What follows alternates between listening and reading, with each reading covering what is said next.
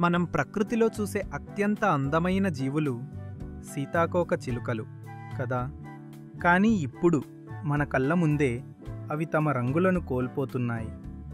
వాటి సంఖ్య దారుణంగా పడిపోతోంది. ఎందుకిలా జరుగుతోంది?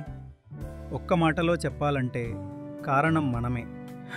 మనం నాశనం చేస్తున్న అడవులు, వేగంగా మారుతున్న వాతావరణం మరియు కేవలం ఒకే రకమైన చెట్లను పెంచే మోనోకల్చర్ పద్ధతులు.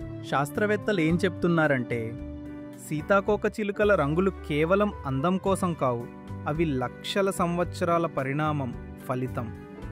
కానీ అడవులు కాస్త యూకలిప్టస్ మైదానాలుగా మారినప్పుడు ఆ రంగులు ఫేడ్ అయిపోతున్నాయి.